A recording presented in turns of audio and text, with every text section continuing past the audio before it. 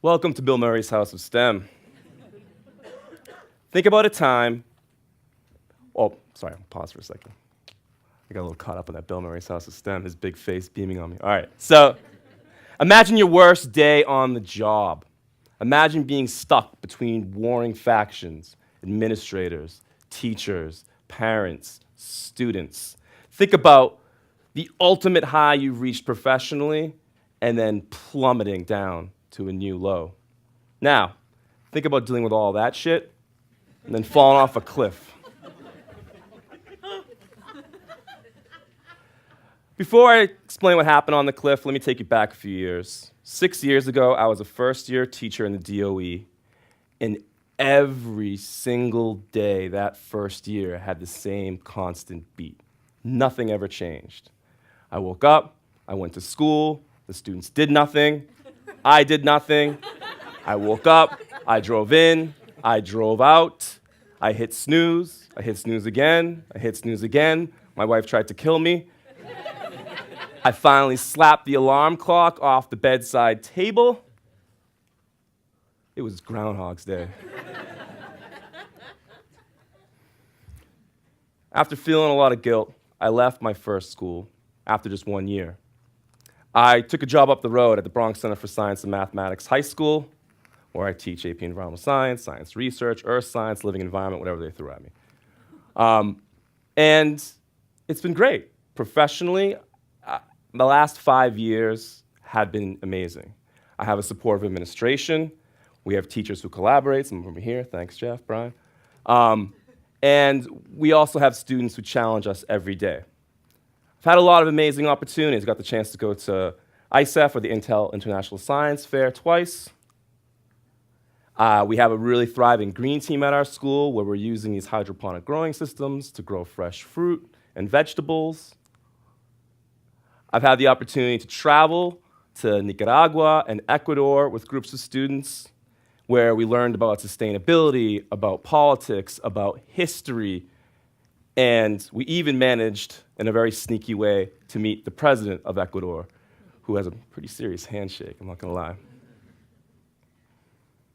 So, as Kit mentioned earlier, teaching science can be fun, and it can be easy if you put a lot of effort into it. Thank you, some of you guys got that, all right. So, what I try to do in my classroom is I try to give kids the skills, the tools, and once I do that and demonstrate trust in them, they flourish. In my AP Environmental Science class, which you're seeing here, each September we draft a living constitution. The Constitution demonstrates our commitment to learning and our commitment to each other. That was quick. I didn't mean to do that. Little preview. And that's important, this commitment to each other, because when we're out in the field conducting scientific research, we have to trust one another. I mean, there's fish like that could bite us. So, really important. You know, and in addition to fun field work, we also go on trips, team builders that help break up the monotony and build trust, rapport between one another. And so, this is how I operate it in my own classroom. Everything, like I said before, professionally was going really well until this past summer when I fell off the cliff. So, this past summer, I took a role in a science research program, and we were working in the Piermont Marsh. I was on a team with a project scientist, with an undergrad student, and with 5 high school students. The students were from Manhattan, and they were from Rockland County. They were not from my school. We were there to study fiddler crabs. And the first day we arrived, we reviewed the sampling protocol, we gathered our equipment, and we devised a plan, and the next day we were out in the field. So it was great, but there was no small talk. We never took the time to get to know each other. So when we got out into the field, it was all work. So we never got to really figure out what each other's individual strengths were. So, who would be the hype person? Who would keep us grounded? Who would facilitate? Who would play devil's advocate? We didn't know those roles. When we got out there, we were just busy bees working away. So, this takes you to the cliff. Again, you catch the constant refrain here, right? So,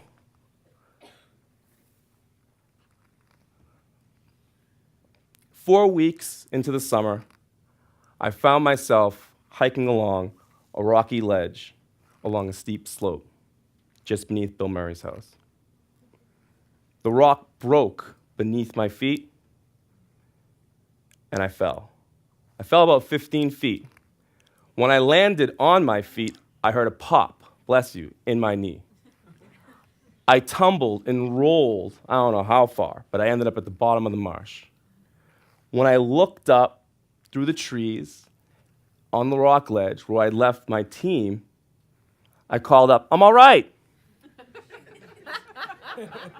Nothing. A couple minutes passed. I looked up again. "Call John.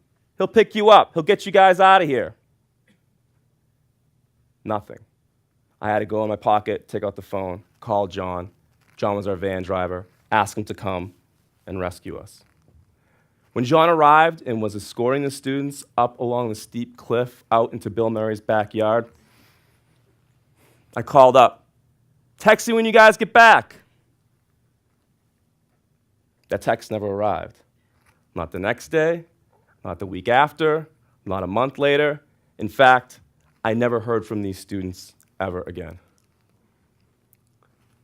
So, what happened? What went wrong?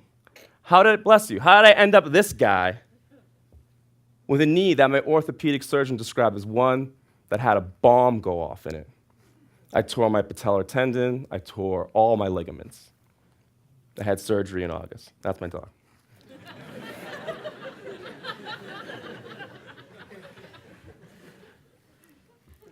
So I spent a lot of time when I was recuperating thinking about what had gone wrong. I didn't do the things out on the marsh that I did with my classroom. There were no icebreakers. There were no team builders. There wasn't even basic conversation. I had one job that summer. It was supposed to be an easy gig. Really, I only had one responsibility, and that was to make sure that no one got hurt. That's not my actual rescue, but if you Google CBS Rockland News 2 local man falls 25 feet and breaks his knee, you can watch the video. It still hurts me to see it. All you see is my leg going into the ambulance. It's terrible. 1 week into the summer science research program, our lead project scientist came to me and she said, "This team is not working. What is it?" She looked at me. I was the high school teacher. I should know, right? Back then, I had no idea what it was. I'd figured, based on the hands-on nature of the work, the fact that we were literally in the field working with our hands every day, that the students would naturally be engaged and teamwork would just evolve naturally. But obviously, that didn't happen. And I kept wondering, was it them? No. The reality was, it was me. Somehow, I had regressed to that first-year teacher who thought, oh, his content knowledge, oh, his lesson planning, oh, his strong work ethic would actually carry me through the day. I didn't realize how important it was to build trust, to take the time, as was said earlier, to really get to know my students, to feel like we can really do this work together. Instead, I was working alone. We never celebrated science. We never took the time to really say, let's stop the work for a second and let's have fun, like we were here playing games. So when I ended up at the bottom of that slope with the tide rising, looking up at Bill Murray's house, I wondered why I was alone. And now I know why I was alone. It was because I'd been that way the entire summer. So in life, or in school, or somewhere adjacent to Bill Murray's house, sometimes we fall. And when we fall, we have to get right back up. I learned one critical lesson from my fall, and that was that we have to build trust with our students. So, to quote Bill Murray from his great dramatic turn in Broken Flowers, well, the past is gone. I know that. The future isn't here yet, whatever it's going to be. So all there is this, the present. That's it. Thank you.